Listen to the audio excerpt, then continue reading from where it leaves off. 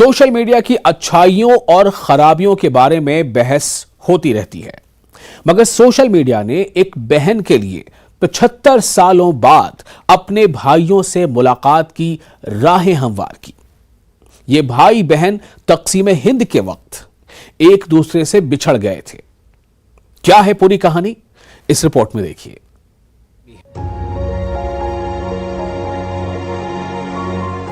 इत्तफ़ाक़ात ज़माना से ये कुछ दूर नहीं, यूं भी होता है बिछड़े हुए मिल जाते हैं।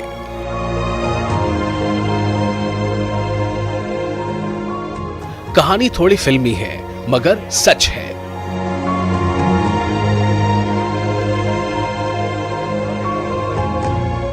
उन्नीस सौ 47 में तक़सीम के वक्त बिछड़े भाई बहन की मुलाकात 75 सालों बाद हुई है। इनके जज्बात को तो अल्फाज में समोया नहीं जा सकता, मगर चश्मे तसव्वुर से इन्हें महसूस जरूर किया जा सकता है। डॉन न्यूज के मुताबिक तक़सीम के वक्त मुमताज बीबी एक शीरख्वार थी जो अपनी मां की लाश पर पड़ी थी, जिसे पुरतशद्दुद हुजूम ने कत्ल कर दिया था। मोहम्मद इकबाल और उनकी अहलिया अल्लाह रखी ने शीरख्वार बच्ची को गोद लिया और अपनी बेटी के तौर पर इसकी परवरिश की और इसका नाम मुमताज बीबी रखा। तक़सीम के बाद इकबाल ने सूबा पंजाब के जिला शेखपुरा के गांव वारिका तपान में रिहाइश इख्तियार की। इकबाल और इसकी बीवी ने मुमताज को ये नहीं बताया कि वो इनकी बेटी नहीं है। डॉन न्यूज के मुताबिक 2 साल कबल इकबाल की तबीयत अचानक बिगड़ गई और उसने मुमताज को बताया कि वो उनकी हकीकी बेटी नहीं है और इसका असल खानदान सिख है। इकबाल की मौत के बाद मुमताज और इसके बेटे शहबाज ने सोशल मीडिया के जरिए इसके अहले खाना की तलाश शुरू कर दी। वो मुमताज के हकीकी वालिद और पटियाला के गांव सिदराना का नाम जानते थे, जहां वो अपना आबाई घर छोड़ने के बाद बस गए थे। दोनों खानदान सोशल मीडिया के जरिए एक दूसरे के रब्त में आए और इस तरह मुमताज और उसके भाइयों की मुलाकात की राह हमवार हुई और मुमताज ने अपने भाई सरदार गुरमीत सिंह, सरदार नरेंद्र सिंह और सरदार अमरिंदर सिंह से करतारपुर के गुरुद्वारा दरबार साहब में मुलाकात की और बरसों का इंतजार एक खुश आइंद और तारीखी मुलाकात के साथ खत्म हुआ। ये तो थी मुमताज बीबी की कहानी, मगर तक़सीम हिंद के वाक़े से जन्म लेने वाली ऐसी बहुत सी कहानियां हैं जो मंजर आम पर आने की मुंतज़िर हैं, जिसके बारे में पाकिस्तान के मशहूर शायर रहमान फारिस ने कहा है, कहानी खत्म हुई और ऐसी खत्म हुई कि लोग रोने लगे तालियां बजाते हुए।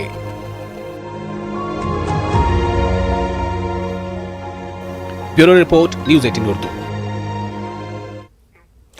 तो कहानी खत्म हुई और ऐसी खत्म हुई, न जाने इस कहानी के इस इख्तिताम से अब कितनी नई कहानियां शुरू हो जाएंगी।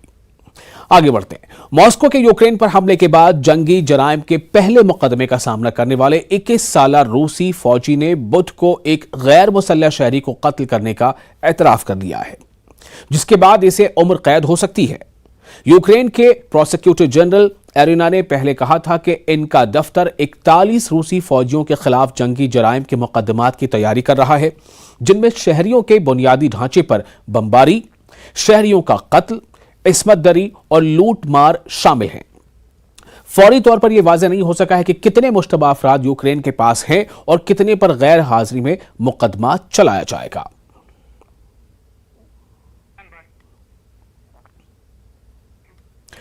ऐसे में जब यूक्रेन ने मारियोपोल शहर के स्टील प्लांट से हाथ खींच लिए हैं और दोनों फरीक ने एक समझौता तय कर लिया है, जिसके बाद सैकड़ों यूक्रेनी जंगजुओं ने रूसी फौज के सामने हथियार डाल दिए हैं, मॉस्को का कहना है कि लगभग 1000 यूक्रेनी जंगजुओं ने खुद सुपुर्दगी की है।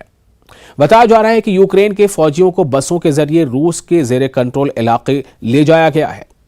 यह रिपोर्ट देखिए।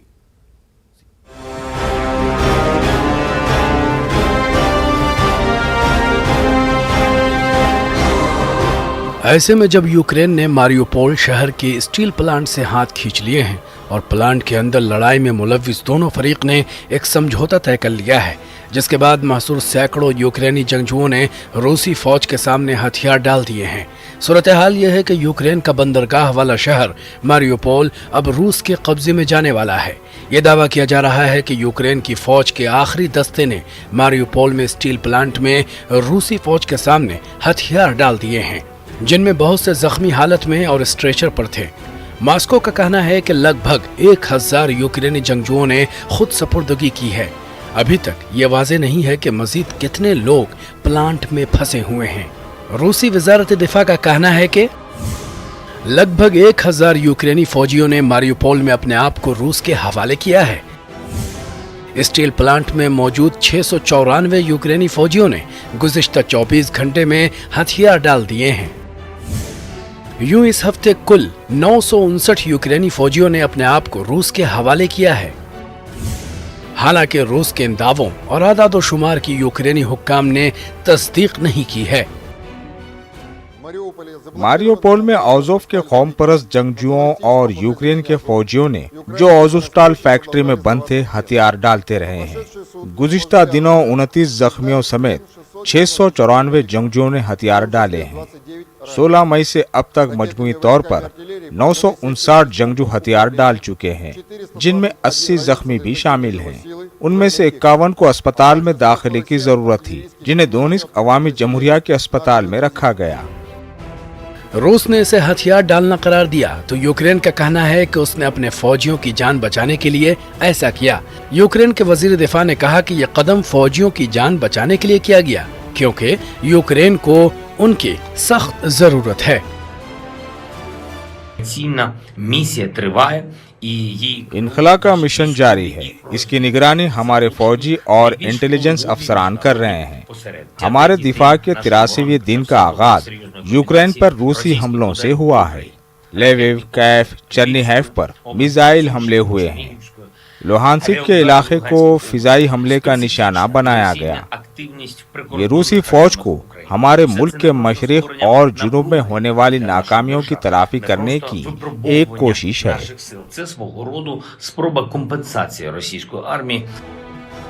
यूं तो रूस मारियोपोल पर अपने कब्जे का दावा कर रहा है, लेकिन ये जगह अब मुकम्मल तौर पर खंडरात में तब्दील हो चुकी है। जंग के पहले दिन से ही मारियोपोल पर रूसी फौज के शदीद हमले जारी थे। यूक्रेन के बाकी शहरों के मुकाबले यहाँ सबसे ज्यादा तबाही हुई है। यूक्रेन का दावा है कि रूसी फौज की बमबारी में 20,000 से ज्यादा शहरी मारे गए हैं। लोग खुराक, पानी, अद्वियात के बगैर जिंदगी गुजारने पर मजबूर हैं। रूसी फौज ने अस्पताल और थिएटर पर भी फजाई हमले किए, जहां शहरी पनाह लिए हुए थे। यूक्रेन ने दावा किया है कि थिएटर पर रूसी फौज के हमले में 600 अफराद हलाक हुए। बताया जा रहा है कि यूक्रेन के फौजियों को बसों के जरिए रूस के ज़ेरे कंट्रोल ओलेनिविका शहर की एक कॉलोनी में ले जाया गया है।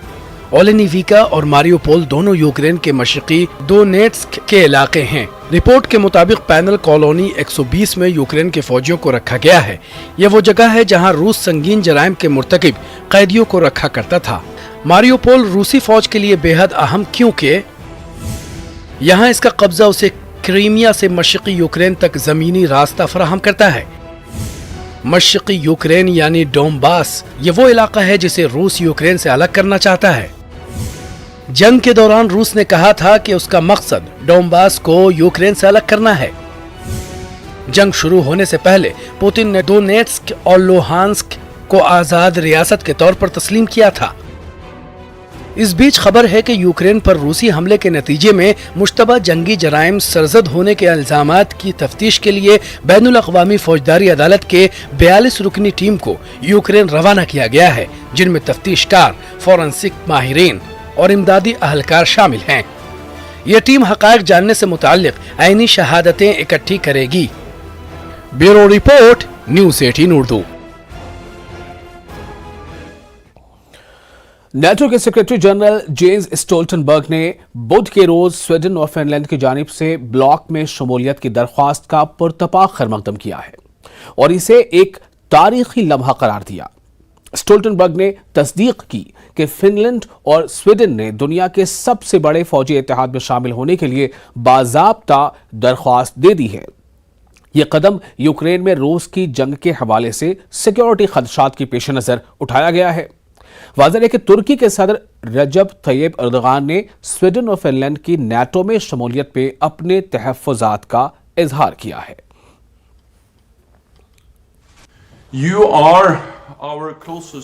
आप हमारे करीबी शराकतदार हैं और नेटो में आपकी रुकनियत से हमारी मुश्तरका सिक्योरिटी में इजाफा होगा।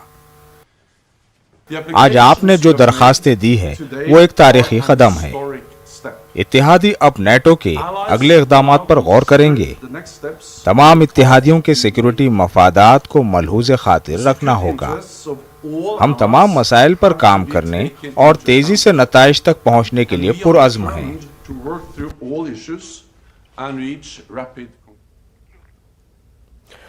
यूक्रेन की हुकूमत का कहना है कि रूस ने 1000 से जायद स्कूलों को गोलाबारी से तबाह कर दिया है। इनमें लुहांस्क के इलाके का एक स्कूल भी शामिल है जो 7 महीने के स्ट्राइक पे जमीन दोज कर दिया गया।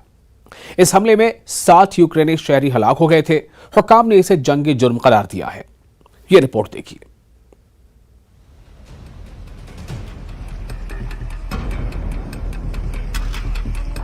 हेडमिस्ट्रेस एना लेवशेंको ने सोचा कि वो यूक्रेन के चर्नीहेव में स्कूल नंबर 21 में महफूज रहेंगी, लेकिन वो गलत थी। Коли я встала, я вже бачила взривну хвилю. Вона була така, як ото в фільмах показують. І потім мене вже збило з ніг і сипалось все. स्कूल की ये तस्वीर रूसी अफवाज के फजाई हमले से कबल की है।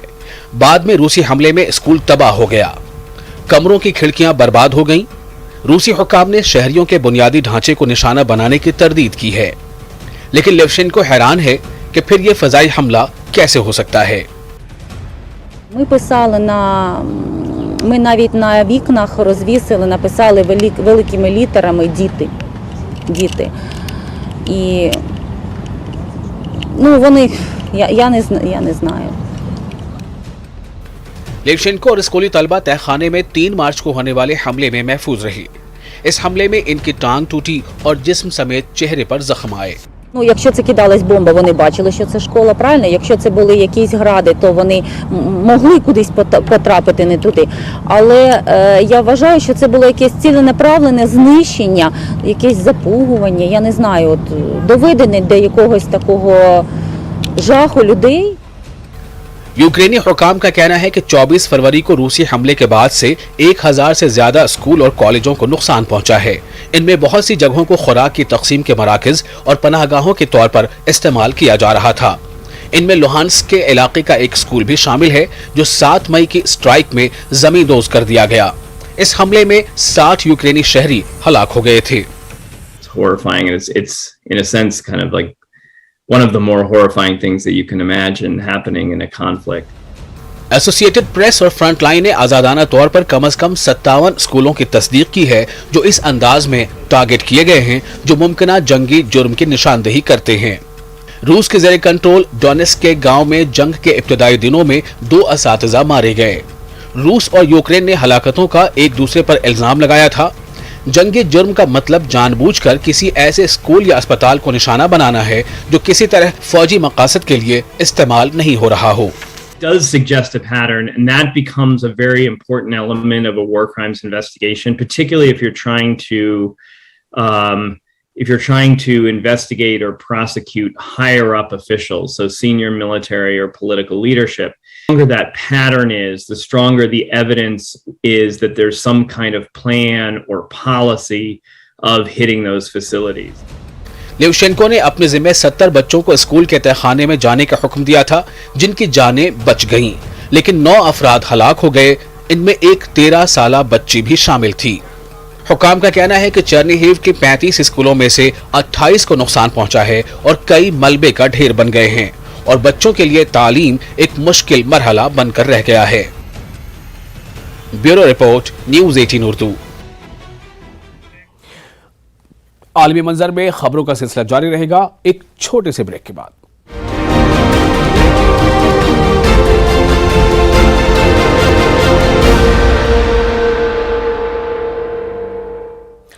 ब्रेक के बाद एक बार फिर आपका इस्तकबाल है। आप देख रहे हैं न्यूज़ 18 उर्दू पर आलमी मंजर। अमेरिका ने कहा है कि 2019 में शाम पर हमले उसकी पॉलिसी के ऐन मुताबिक थे।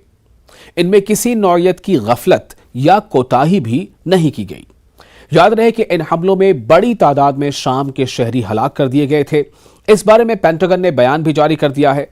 गुज़श्ता साल न्यूयॉर्क टाइम्स ने रिपोर्ट दी थी कि उन हमलों में दर्जनों शहरी मारे गए थे।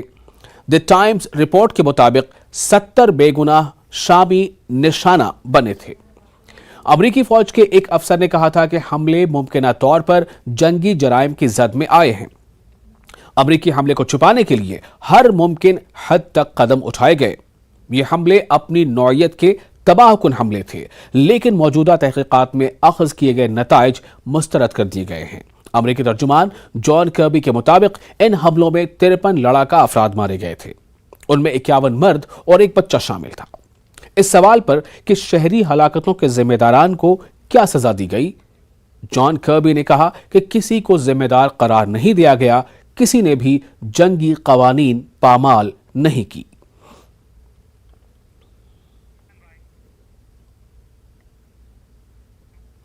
और अब खबर पड़ोसी मुल्क पाकिस्तान से। पाकिस्तान में पानी की किल्लत का मसला शदीद होता जा रहा है और माहिरीन ने खबरदार किया है कि अगर हुकूमत ने पॉलिसी तब्दील नहीं की तो मुल्क को पानी की शदीद किल्लत का सामना हो सकता है। हालिया दिनों में सिंध के कई इलाकों में पानी की शदीद किल्लत के हवाले से जबरदस्त एहतजाजी मुजाहरे हुए हैं। आबी उमूर के माहिरीन का कहना है कि पानी के फितरी निज़ाम को खराब करने के सबब सिंध में पानी की किल्लत का मसला खड़ा हुआ है।